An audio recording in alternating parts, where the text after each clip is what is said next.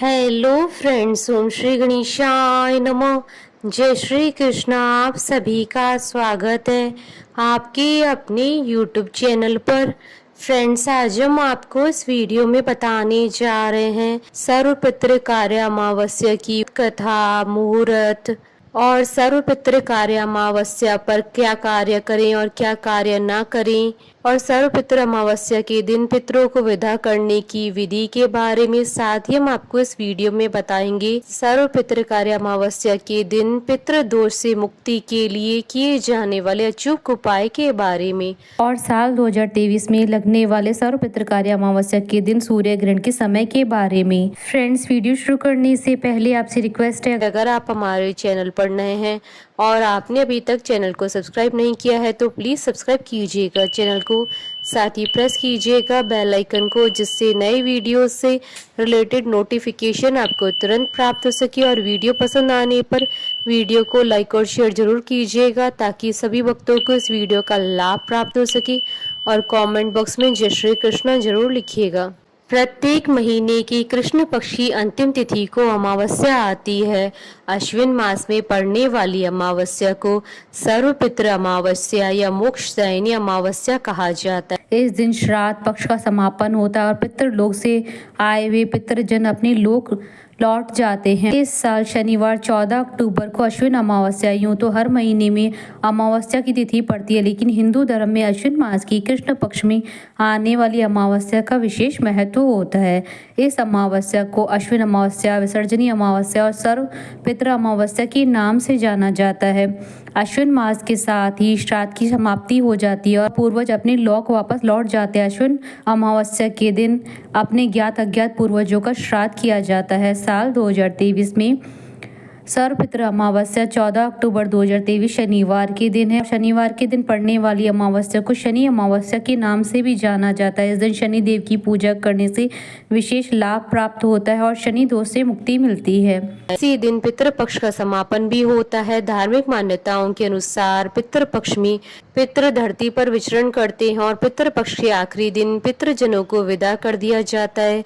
इस दिन तर्पण, श्राद्ध और पिंडदान आदि कार्यों को करने का विशेष महत्व माना गया है। इस दिन पितरों के नाम से तर्पण व दान करने से पितृ प्रसन्न होते हैं, वह अपना आशीर्वाद देते हैं। इस दिन उन सभी पितरों का श्राद्ध किया जाता है जिनकी मृत्यु तिथि के बारे में जानकारी ना हो या फिर याद ना हो, इसलिए इसे सर्वपितृ अमावस्या कहा जाता है। मान्यता है कि इस दिन पितरों के निमित्त धूप देने से मानसिक शांति प्राप्त होती है। वैसे तो प्रत्येक अमावस्या तिथि को तर्पण और पिंडदान किया जा सकता है, लेकिन पितृपक्ष के आखिरी दिन पड़ने वाली इस अमावस्या तिथि पर पिंडदान, श्राद्ध व पितरों के निमित्त दान करने का खास महत्व होता है। मान्यता है कि पितरों का श्राद्ध व तर्पण करने से वे प्रसन्न होते हैं और अपना आशीर्वाद देते हैं, जिससे आपके घर में सुख और समृद्धि और खुशहाली आती है। फ्रेंड्स, अब आइए जानते हैं अश्विन अमावस्या की शुभ मुहूर्त के बारे में। हिंदू पंचांग के अनुसार साल 2023 में अश्विन अमावस्या 14 अक्टूबर 2023 शनिवार के दिन है। अमावस्या तिथि प्रारंभ होगी 13 अक्टूबर 2023 को रात्रि 9:53 पर और अमावस्या तिथि का समापन होगा 14 अक्टूबर 2023 को रात्रि 11:27 पर। उदय तिथि के अनुसार 14 अक्टूबर को सर्वपितृ अमावस्या मनाई जाएगी। इस दिन श्राद्ध तर्पण के लिए 3 मुहूर्त बताए गए हैं, जो कि इस प्रकार हैं। कुतुब मुहूर्त सुबह 11:50 से दोपहर 12:36 तक, कुल अवधि 46 मिनट है। रोहिणी मुहूर्त दोपहर 12:36 से दोपहर 1:22 तक, कुल अवधि 46 मिनट है। और अपराह्न काल का मुहूर्त दोपहर 1:22 से दोपहर 3:41 तक, कुल अवधि 2 घंटे 19 मिनट है। और सर्वपितृ कार्य अमावस्या के दिन साल का अंतिम सूर्य ग्रहण भी लग रहा है। यह ग्रहण भारतीय समय अनुसार 14 अक्टूबर 2023 को रात्रि 8:34 से प्रारंभ होगा और अगले दिन सुबह 2:24 तक रहेगा। रात में सूर्य ग्रहण का प्रभाव निम्न होता है, इसलिए साल का आखिरी सूर्य ग्रहण का प्रभाव भारत में नहीं रहने वाला है, इसलिए सूर्य ग्रहण का सूतक काल भी मान्य नहीं होगा।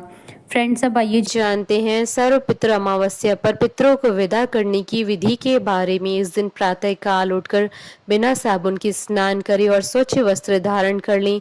अब श्राद्ध के लिए सात्विक भोजन तैयार करें। बनाए गए पकवान में से थोड़ा थोड़ा भोजन निकालकर एक थाली में लगाएं।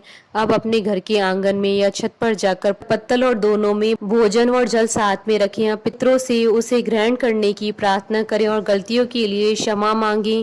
अपने घर की देहरी पर उपले की अंगार पर घी, चीनी और चावल की कुछ दाने डालकर अग्नि प्रज्वलित कर अग्यारी करें। शाम के समय सरसों के तेल का दीपक जलाकर चौखट पर रखें या पितरों से आशीर्वाद बनाए रखने और अपने लोक लौटने का आग्रह करें। फ्रेंड्स, अब आइए जानते हैं सर्व पितृ कार्य अमावस्या के दिन क्या कार्य करने चाहिए और क्या कार्य नहीं करने चाहिए।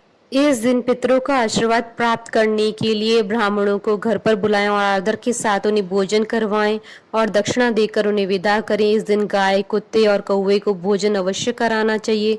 ऐसा करने से पितृ प्रसन्न होते हैं। सर्व पितृ अमावस्या के दिन चींटियों को शक्कर मिला हुआ आटा खिलाएं, गाय को हरा चारा खिलाएं। ऐसा करने से आपको कष्टों से मुक्ति मिलेगी। पितृ पक्ष में पशु पक्षियों को अन्न जल देने से विशेष लाभ मिलता है। इन्हें भोजन देने से पितृगण संतुष्ट होते हैं। इस दिन पितरों के निमित्त असहाय व गरीब लोगों को भरपेट भोजन कराएं। ऐसा करने से आपके घर की आर्थिक परेशानी दूर होती है और धन संपत्ति का आगमन होता है। इस दिन संध्या काल में घर के ईशान कोण में पूजा वाले स्थान पर गाय के घी का दीपक जलाएं। ऐसा करने से आपको सभी सुखों की प्राप्ति होगी। अनेकों परेशानियों से छुटकारा पाने के लिए इस दिन सुबह स्नान आदि करने के बाद आटे की गोलियां बनाएं और किसी तालाब या नदी के किनारे जाकर ये आटे की गोलियां मछलियों को खिला दें। फ्रेंड्स, अब आइए जानते हैं सर्व पितृ कार्य अमावस्या के दिन क्या कार्य नहीं करने चाहिए। सर्व पितृ अमावस्या के दिन जो भी कोई व्यक्ति आपके घर दान दक्षिणा लेने आए उसे खाली हाथ नहीं लौटाना चाहिए। आप जितना दान या दक्षिणा देने में समर्थ हो उतना जरूर करें। साथ ही इस बात का विशेष ध्यान रखें कि अगर इस दिन आपके घर कोई भूखा व्यक्ति खाना मांगते हुए आता है तो उसे खाने के लिए मना नहीं करना चाहिए। ऐसे व्यक्ति को खाना खिलाएं या चावल आटा दान करें। सर्व पितृ अमावस्या के दिन भूल कर भी मांस मदिरा का सेवन न करें। ऐसा करना पितृ दोष का कारण बन सकता है, इसलिए इस दिन मांस मदिरा के सेवन से बचे। इस दिन बाल नाखून नहीं काटने चाहिए। साथ ही ध्यान रखें कि इस दिन शेविंग भी नहीं करवानी चाहिए। मान्यताओं के अनुसार ऐसा करना अशुभ माना जाता है। इस दिन किसी के साथ बुरा व्यवहार न करें, अपने से बड़े लोगों का अपमान नहीं करें। ऐसा व्यवहार अच्छा नहीं माना जाता है। मान्यता है कि विशेष रूप से सर्व पितृ अमावस्या के दिन ऐसा करने से घर में पितृ दोष लगता है। इस दिन आप श्राद्ध करें तो उसमें लोहे के बर्तन, बांसी फल फूल और बांसी अन्न का प्रयोग न करें। इसके अलावा उड़द दाल, मसूर, चना, खीरा, जीरा, सत्तू, मूली का भी सेवन न करें। यह पूर्णतः वर्जित होता है। फ्रेंड्स, अब आइए जानते हैं पितृदोष से मुक्ति के लिए सर्व पितृ अमावस्या के दिन किए जाने वाले अचूक उपाय के बारे में। सर्व पितृ अमावस्या के दिन पितृ चालीसा का पाठ करने से पितृदोष से मुक्ति मिलती है।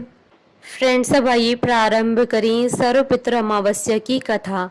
देवताओं के पितृगण अग्निश्वात जो सोमपत लोक में निवास करते हैं, उनकी मानसी कन्या अक्षोदा नाम की एक नदी के रूप में अवस्थित हुई। मत्स्य पुराण में आछोद सरोवर और अक्षोदा नदी का जिक्र मिलता है जो कि कश्मीर में है। एक बार आछोदा ने 1000 वर्ष तक तपस्या की, जिससे प्रसन्न होकर देवताओं के पितृगण अग्निश्वात और बृहस्पति अपने अन्य पितृगण अमावस के साथ अक्षोदा को वरदान देने के लिए आश्विन अमावस्या के दिन उपस्थित हुए। उन्होंने अक्षोदा से कहा कि हे पुत्री, हम सभी तुम्हारी तपस्या से अति प्रसन्न हैं, इसलिए जो चाहो वह वर मांग लो। लेकिन अक्षोदा ने अपने पितरों की तरफ ध्यान नहीं दिया। वह अति तेजस्वी पितृ अमावस को अपलक निहारती रही। पितरों के बार बार कहने पर भी उसने कहा, हे भगवान, क्या आप मुझे सचमुच वरदान देना चाहते हैं? इस पर तेजस्वी पितृ अमावस ने कहा, हे अक्षोदा, वरदान पर तुम्हारा अधिकार सिद्ध है, इसलिए निसंकोच कहो। अक्षोदा ने कहा, भगवान, यदि आप मुझे वरदान देना चाहते हैं तो मैं तत्क्षण आपके साथ रमण का आनंद लेना चाहती हूँ। अक्षोदा के इस तरह कहे जाने पर सभी पितृ क्रोधित हो गए। उन्होंने अक्षोदा को श्राप दिया कि वह पितृलोक से पतित होकर पृथ्वी लोक पर जाएगी। पितरों के इस तरह श्राप दिए जाने पर अक्षोदा पितरों के पैरों में गिरकर रोने लगी। इस पर पितरों को दया आ गई।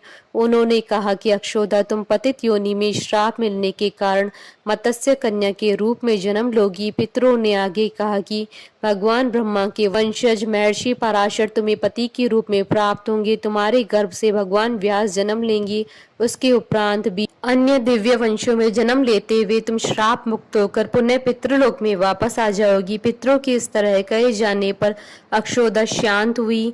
अमावस के ब्रह्मचर्य और धैर्य की सभी पितरों ने सराहना की एवं वरदान दिया कि यह अमावस्या तिथि अमावस के नाम से जानी जाएगी। जो प्राणी किसी भी दिन श्राद्ध न कर पाए वह केवल अमावस्या के दिन श्राद्ध तर्पण करके सभी बीते 14 दिनों का पुण्य प्राप्त करते हुए अपने पितरों को तृप्त कर सकते हैं। तभी से प्रत्येक माह की अमावस्या तिथि को सार्वजनिक महत्व दिया गया और यह तिथि सर्व पितृ श्राद्ध के रूप में मनाई जाती है।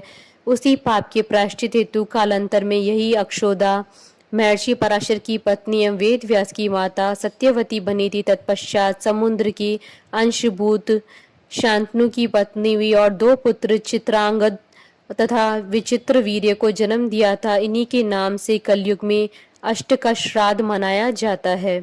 हमारे साथ इस वीडियो में अंत तक बने रहने के लिए आपका धन्यवाद। ओम श्री गणेशाय नमः। जय श्री कृष्णा।